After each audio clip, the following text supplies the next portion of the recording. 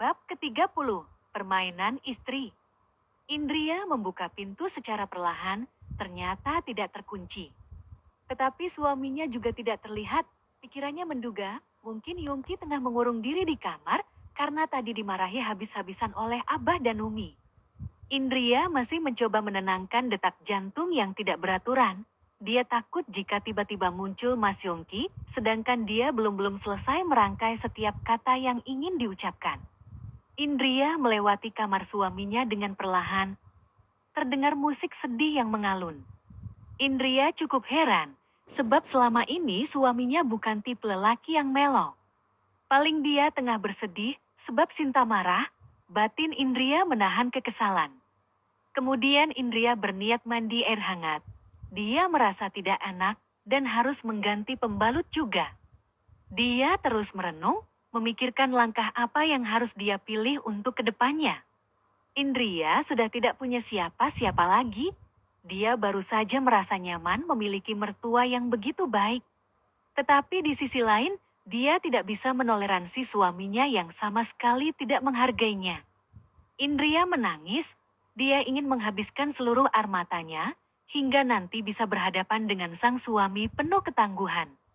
Aku tidak boleh lemah, sekalipun aku perempuan juga tidak mau ditindas seenaknya, batin Indria bertekad. Di sisi lain, Yongki merasa lapar, tetapi malas untuk makan dan tidak berselera sama sekali. Andai waktu bisa diputar, Yongki ingin dia memperbaiki semuanya. Belum lagi kedua orang tuanya yang sampai mengusir itu sangat menyedihkan. Musik melo yang diputar telah usai, berganti dengan musik rock yang malah menambah otaknya pusing. Yongki mematikan musiknya dan berniat ingin mencari Miftah untuk meminta saran dan bantuan. Tetapi kupingnya mendengar gemericik air. Yongki tahu jika pasti itu sang istri. Dia langsung berlari keluar kamar dan mengetuk pintu kamar istrinya. Indria, Indria, tolong buka pintunya, teriak Yongki penuh harap. Tetapi belum ada respon. Yongki duduk sambil bersandar pintu menunggu sang istri selesai mandi. Indria, kamu masih mau pulang ke rumah? Berarti kamu masih ingin memberi aku kesempatan? Batin Yongki percaya diri. Yongki duduk merenung tak berdaya, memainkan jemarinya seperti orang bodoh. Dia tidak menyangka jika Abah dan istrinya bisa tahu dengan cepat mengenai pertunangan palsu itu. Semua menjadi kalau dan berantakan. Yongki sendiri sampai bingung bagaimana cara menjelaskan pada Indria dan kedua orang tuanya. Setelah menunggu cukup lama, Yongki mendengar langkah kaki yang baru keluar dari kamar mandi. Dia berdiri dan mencoba mengetuk lagi. Indria, Indria, tolong buka pintunya. Ada hal penting yang mau aku jelaskan, pinta Yongki. Di dalam kamar Indria terkejut, sebab suaminya sudah tahu akan kepulangannya. Tetapi dia saat ini hanya memakai handuk, tentu saja memilih untuk segera memakai pembalut dulu, biar aman. Sedangkan Yongki yang tidak sabaran, terus mengetuk pintu dengan tenaga yang cukup kuat, mengakibatkan suara yang sangat berisik. Indria tidak tahan lagi, masih memakai handuk membuka pintu. Mas, aku mau pakai baju dulu. Sergah Indria kesal. Yongki menganga, kedua bola matanya hampir loncat melihat kecantikan sang istri. Seluruh tubuhnya menegang, otaknya blong tidak berfungsi. Indria juga merona merah, dia sangat malu sekali karena untuk pertama kalinya memperlihatkan sebagian tubuhnya pada lelaki. Tidak apa-apa, Yongki masih menjadi suaminya dan tidak berdosa, andaikan memperlihatkan semua tubuhnya. Hanya saja Indria ingin memberi pelajaran jika dirinya tidak buruk rupa untuk membalas semua penghinaan selama ini. Iya. Aku tunggu. Jawab Yongki tergagap. Tunggu di ruang tamu. Aku juga ada hal penting yang mau aku bicarakan. Jawab Indria tegas. Setelah pintu tertutup, keduanya sama-sama memegang dada mereka. Debaran cinta bercampur luka menggerogoti seluruh raga. Yongki semakin sadar jika dia mencintai Indria. Begitu pula sebaliknya. Hanya saja, Indria masih tidak ingin menyerah begitu saja. Dia tidak mau jika mencintai karena fisiknya saja. Indria ingin membuat sang suami mencintai dia dan segala kekurangannya. Indria kemudian memakai gaun mini, tak lupa make up yang cukup tebal seperti Sinta. Indria juga menggerai rambutnya. Yongki duduk di ruang tamu, kepalanya tidak bisa berfungsi lagi ketika mengingat sosok Indria yang secantik bidadari. Kulit mulus, tubuh rampung. Segala hal pada Indria begitu indah dan tampak sempurna. Penyesalan demi penyesalan terus menyiksanya. Andai waktu bisa diulang, dia ingin mencintai Indria sepenuh hati. Tidak bisa dipungkiri, jiwa lelakinya bangkit. Tubuhnya menegang, keringat dingin membasahi peluhnya.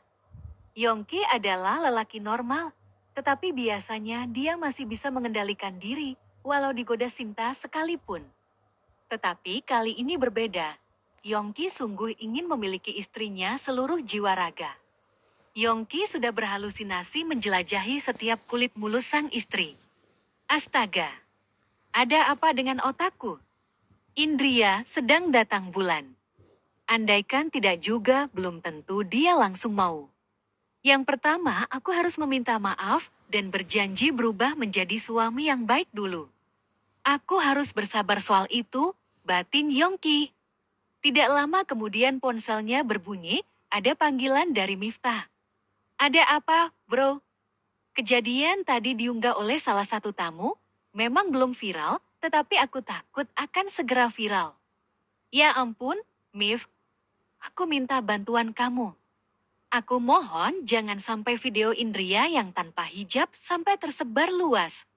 Iya, aku tahu, aku sedang mencari siapa pelakunya. Dan bagaimana kamu dengan Indria? Aku sedang menunggunya, ingin meminta maaf. Mif, malam itu tidak seperti yang kamu duga.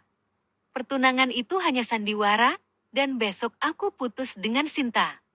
Kamu yang terlalu bodoh. Sudahlah sekarang, yang penting hilangkan dulu video itu. Terima kasih atas bantuan kamu ya. Kalau Indria tidak mau memaafkan kamu dan minta cerai, tolong kabari aku ya. Aku ingin mengejar Indria. Bangsat kamu. Yongki menutup telepon cukup kasar. Ucapan terakhir dari sahabatnya membuat dia gelisah. Kini semua tahu betapa cantiknya Indria, berpendidikan tinggi, pewaris tunggal pengusaha sukses, hafal Al-Quran, dan sangat berwibawa. Lelaki mana yang tidak akan terpikat? Ah Yongki, kenapa kamu dulu begitu bodoh sih? Teriak Yongki memegang kedua kepalanya yang terasa sakit. Kemudian Indria muncul. Yongki kali ini dibuat lebih gila lagi. Indria, kamu. Yongki tidak mengira jika istrinya berdandan seperti itu, memang sangat cantik dan seksi. Tetapi entah kenapa dia tidak rela. Yongki sangat tidak rela, apalagi kecantikan itu dilihat oleh orang lain. Yongki ingin menikmati keindahan istrinya seorang diri. Dia menginginkan istrinya memakai gamis dan cadar seperti biasanya jika di tempat umum. Kenapa? Mas, apakah kamu senang jika aku berdandan seperti ini? Cantik dan seksi seperti Sinta, bukan? Lalu apakah kamu akan bangga memiliki istri yang berpakaian terbuka ini, lalu memamerkan ke semua orang? Tanya Indria dengan senyuman simpul. Yongki gemetar, lututnya lemas. Tatapan mata Indria yang tajam serta senyuman yang manis justru terasa menakutkan.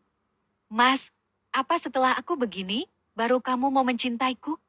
Lalu jika aku sudah tua, kulit keriput, rambut beruban, cintamu juga akan luntur, kemudian mencari gadis muda yang cantik lagi.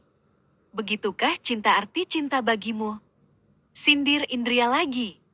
Yongki melangkah maju, ingin memeluk Jandria dan menutupi seluruh tubuhnya, agar jangan sampai ada serangga kecil sekalipun melihat istrinya. Tetapi tangan Indria langsung maju dan menyetop langkah Yongki. Berhenti, jika kamu maju selangkah, maka aku juga akan mundur selangkah. Duduklah dan kita bicara baik-baik. Sela Indria tegas. Yongki menciut nyalinya, setiap ucapan dari mulut sang istri seperti petir yang membuat dia tersengat. Terima kasih sudah menonton. Sampai jumpa di bab selanjutnya. Bye!